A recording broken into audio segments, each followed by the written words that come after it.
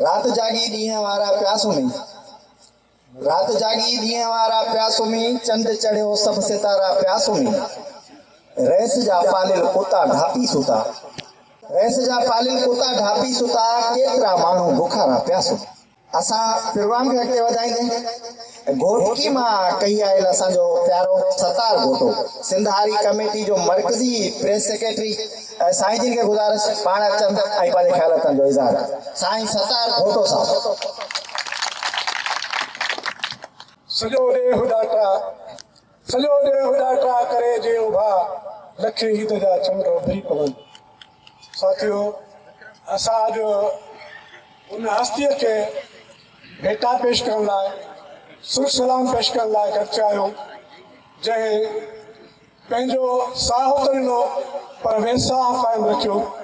उहो वेसाह जेको जदोजहद जो वेसाह आहे, जेको मुज़ाहिमत जो वेसाह आहे, जेको बहादुरी जो उञाण आहे, उनखे पंहिंजे रेटो हथ ॾेई करे उन क़ाइमु रखियो। उन माई बख्तावर शहीद सिंध हारी कमेटी जी जदोजहद जी पहिरीं शहीद आहे, जंहिं पंहिंजो रत ॾिनो पर अन खणण न ॾिनो, वेरनि सां विढ़ण जो वचन ऐं वाइदो क़ाइमु रखियो। त अॼु ज़रूरत हिन ॻाल्हि जी आहे, उनजी जेका तफ़सील क़ामेट दयाल तव्हांखे ॿुधायो वियो, पर उन जेको असांखे रस्तो ॾेखारियो, जेको जदोजहद रस्तो ॾेखारियो, उनजी ज़रूरत मां सम्झां थो अॻे खां हाणे वधीक ज़रूरत आहे। ऐं हिन वक़्तु जेका ज़ुल्म थियनि पिया हारियुनि सां, पोरियत माण्हुनि सां, हिन जमहूरी दौर में, हिन शऊरी दौर में, हिन ॼाण वारे दौर में, उन दौर में जॾहिं कंप्यूटर ऐं इंटरनेट माण्हू इस्तेमालु था कनि, ऐं उन वक़्तु बि असांजे उन हारियुनि जी हालत उहा आहे जेका 1946, 47 या 48 में हुई। त हाणे इन जो असांखे हल ॻोल्हणो आहे। असांखे पंहिंजी तारीख़ बदिलाइणी आहे, पंहिंजी हालत बदिलाइणी आहे। असांखे ॿिए कंहिं ते पासो भांडणो न आहे, पर पंहिंजी तारीख़, पंहिंजी तक़दीर असां पंहिंजो पाण बदिलाईंदासीं। उन लाइ हिकिड़ो वाहिद ज़रियो आहे मुनज़िम थियणु।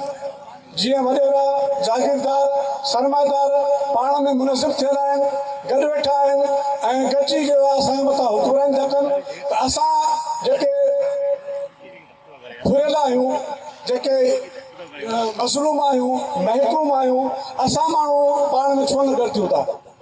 जॾहिं त असांजो तबिको हिकिड़ो आहे, असांजा ॾुख हिकिड़ा आहिनि, असांजा सूर हिकिड़ा आहिनि, असांजूं हालतूं हिकिड़ियूं आहिनि, असांजा सभु जेके दुख दर्द आहिनि साॻिया आहिनि, त पोइ असां पाण में गॾिजूं छो था। हाणे ज़रूरत हिन ॻाल्हि जी आहे त असां पाण में गॾिजूं।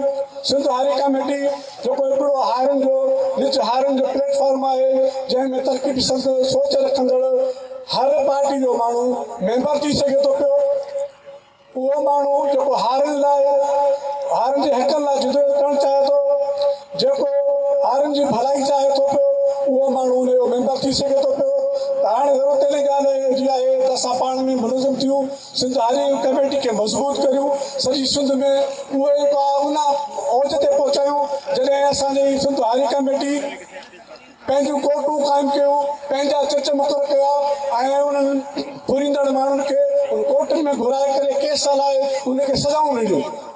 त हाणे उन जदोजहद जी ज़रूरत वधीक मां सम्झां थो महसूसु थिए थी पई। त इन करे इन ज़ालिम असां हिन वक़्तु जेके हालतूं आहिनि तमामु वधीक थियनि पिया, दाख़िली मुल्क अंदरि या बैरूनी ताक़तूं जेके आहिनि, उन्हनि जी सभिनी जो जेको आहे ॿार जेको आहे फुरुट जेको निशान आहे, जेको टारगेट आहे, उहो हारी आहे, मज़दूर आहे ऐं पोरियत माण्हू आहे। त असांखे हिन वक़्तु हारियुनि खे, मज़दूरनि खे पाण में गॾिजी करे उन फुरुट जे ख़िलाफ़ गॾिजी करे मुनज़िम थी करे जदोजहद करण जी ज़रूरत आहे। ॿिया बि साथी वेठा आहिनि, मां हिकिड़ो शेयर चई करे पंहिंजी जॻह ते वधी। ॾुख जा लाह लताड़े छॾिबा, ॾुख जा लाह लताड़े छॾिबा, सूर मरोड़े साड़े छॾिबा, मौत खे छॾिबो मारे यार, हलो हलो हलो पार हलो, सभु ॾाढ जा डूंगर ॾारे यार।